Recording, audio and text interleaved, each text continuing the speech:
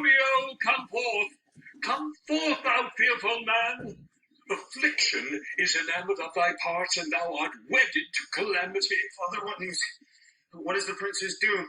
What sorrow craves acquaintance at my hand that I yet know not? Too familiar is my dear son with such sour company.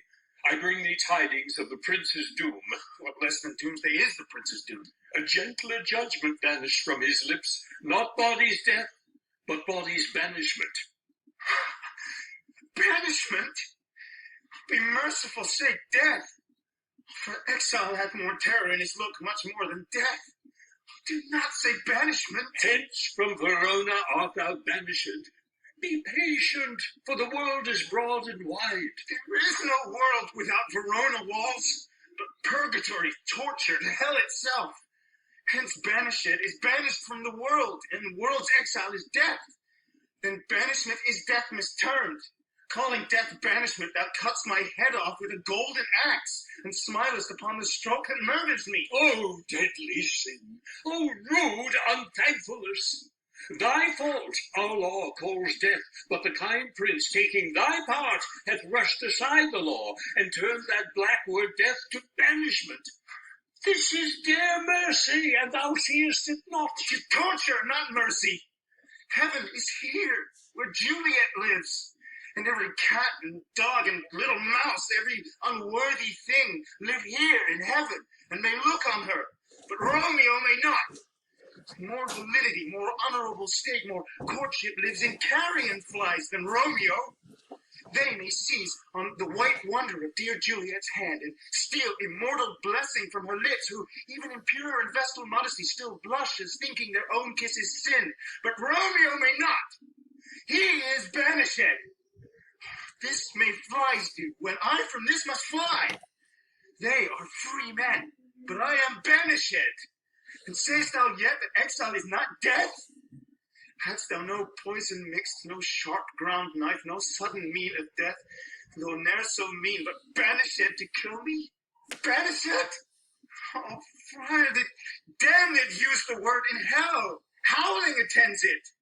How hast thou the heart, being a divine, a ghostly confessor, a sin absolver, and my friend, professed, to mangle me with that word banished? Thou fond madman, hear me a little speak. Oh, that will speak again of banishment. I'll give thee armor to keep off that word. Adversity, sweet milk. Philosophy, to comfort thee, though thou art banished. Yet banished? Hang up philosophy. Unless philosophy can make a Juliet displant a town, reverse a prince's due, it helps not, it prevails not. Talk no more. Oh, then I see that madmen have no ears. How should they, when wise men have no eyes? Let me dispute with thee of thy estate. Thou canst not speak of that thou dost not feel. Were thou as young as I, Juliet, thy love, an hour but married, Tybalt murdered, doting like me, and like me banished, then mightst thou speak, then mightst thou tear thy hair and fall upon the ground as I do now, taking the measure of an unmade grave. Arise, one knocks.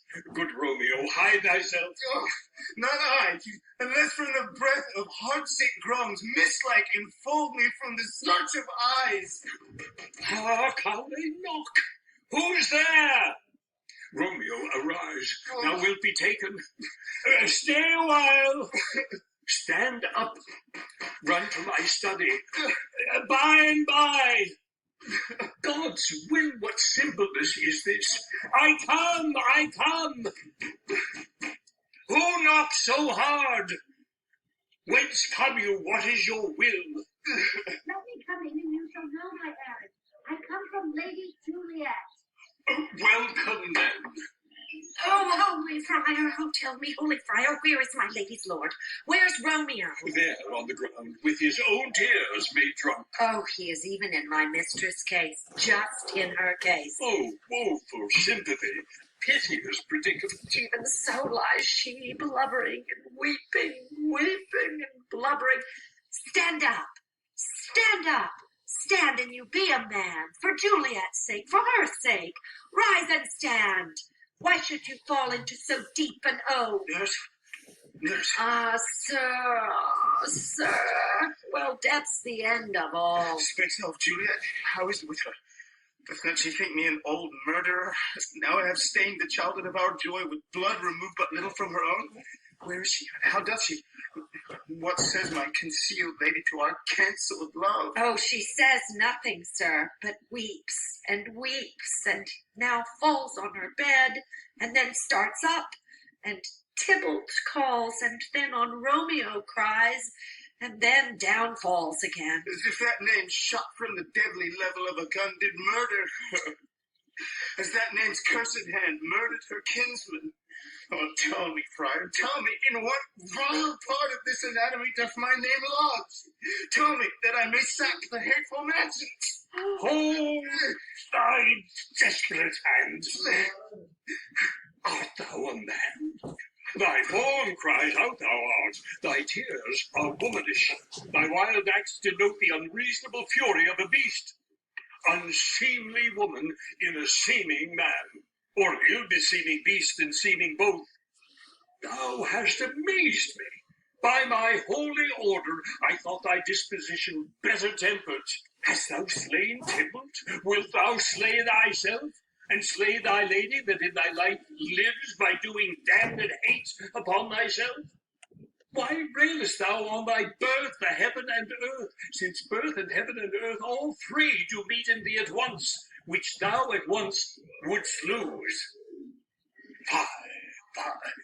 Thou shamest thy shape, thy love, thy wit, which like a usurer abound'st in all, and usest none in that true use indeed, which should bedeck thy shape, thy love, thy wit. Thy noble shape is but a form of wax digressing from the valor of a man. Thy dear love, sworn but hollow perjury, killing that love which thou hast vowed to cherish. Thy wit, that ornament to shape and love, misshapen in the conduct of them both, like powder in a skilled soldier's flask, is set afire by thine own ignorance, and thou dismembered with thine own defense. What roused thee, man? Thy Juliet is alive, for whose dear sake thou wast but lately dead. There art thou happy. Tybalt would kill thee, but thou slewest Tybalt. There art thou happy too. The law that threatened death becomes thy friend and turned it to exile. There art thou happy. A pack of blessings light upon thy back. Happiness courts thee in her best array, but like a misbehaved and sullen wench, thou pounced upon thy fortune and thy love.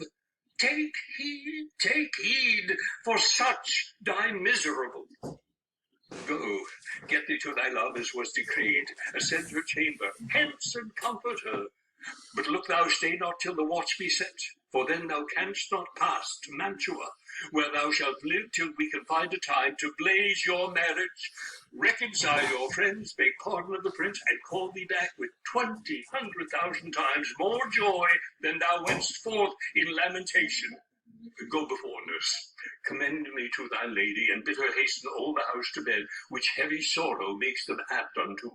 Romeo is coming. Oh, Lord, I could have stayed here all the night to hear good counsel. Oh, what learning is!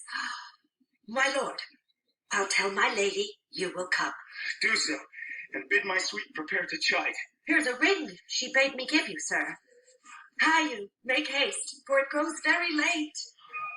Oh, well, my comfort is revived by this. Go hence, good night, and here stands all your state. Either be gone before the watch be set, or by break of day disguised from hence.